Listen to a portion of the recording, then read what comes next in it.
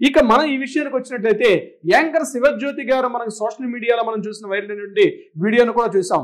మేము రిచెస్ట్ బిచ్చగాళ్ళం, ఈ రిచెస్ట్ బిచ్చగాళ్ళు ఈరోజు అడుక్కు తింటున్నామని.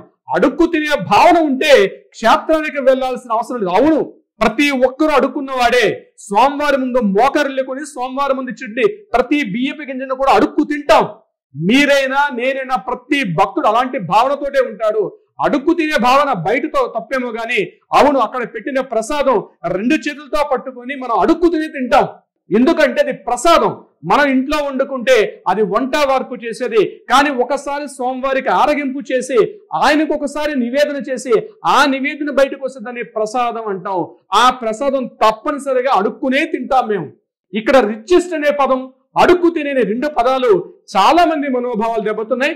నా యొక్క మనోభావం కూడా దెబ్బతింటే వాస్తవం ఇది. అందుకే నేను ఏమంటానంటే, ఇటువంటి పద ప్రయోగాలు, ఇటువంటి భేషజాలు, మేము గొప్పవాళ్ళం, మేము చాలా చిన్నవాళ్ళం, ఇటువంటి ఈ తరతమ భేదాలు, వయోభేదం లేదు, లింగ భేదం లేదు, ఎటువంటి భేదం లేకుండా స్వామివారి యొక్క దివ్యమంగళ స్వరూపాన్ని నేను దర్శించుకోవాలి, ఒక అలౌకిక భావన కలిగి ఉండాలని ఉద్దేశంతో తిరుమల క్షేత్రానికి రావాలి తప్ప ఇటువంటి పెడత్రోవలు పెట్టి ఇటువంటి భేషాలకు పోయి ఏదైతే ఈ విధి విధానం ఉందో ఇది తప్పనిసరిగా ఖండిస్తారు. ఇకపోతే ఈ రోజు తిరుమల తిరుపతి దేవస్థానం వారు తీసుకున్న నిర్ణయం అయితే చాలా మంది హర్షిస్తున్నారు. అంటే ఒక చోట జరిగితే తప్పనిసరిగా మిగిలిన వారికి గుణపాఠం అవుతుంది. ఈసారి క్షేత్రానికి వెళ్ళేటప్పుడు తప్పనిసరిగా ఒక భక్తి భావంతో వెళ్ళండి.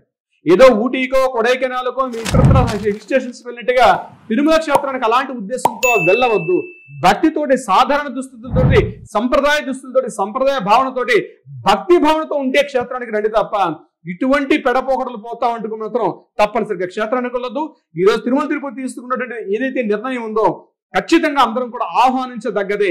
ఎందుకంటే రెండోసారి ప్రతి వ్యక్తి కూడా ఒక ఆలోచనతోటి, ఒక అభిప్రాయంతో గుడికి తన భక్తి భావంతో వెళ్తారు తప్పించి ఇలాంటి పెడప్రోగ్రాం, అవును ప్రసాదం అన్నది అది అలా భక్తితో స్వీకరించాల్సిందే.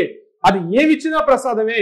ఈరోజు వ్యవస్థలో ఉన్న పెద్ద వాళ్ళు కూడా, అంబానీ లాంటి వాళ్ళు కూడా ఈ రోజు గుడికి వస్తే సంప్రదాయ దుస్తుల్లో వస్తారు, స్వామివారి ఇచ్చే ప్రసాదం 2 చేతుల్లో తీసుకుంటారు, ఆరగిస్తారు, రుణోపనవ స్వామివారికి నివేదన చేసుకుంటూ మా ముక్కులు చెల్లించుకుంటూ వెళ్తారు. అలౌకికమైనటువంటి భక్తి భావంతో ఆ గుడికి రావాలి తప్పించి మిగిలిన క్షేత్రాలను దర్శించినట్టుగా తిరుమల క్షేత్రాన్ని దర్శించకూడదు. మిగిలిన క్షేత్రాలు లాంటివి తిరుమల క్షేత్రం కాదు.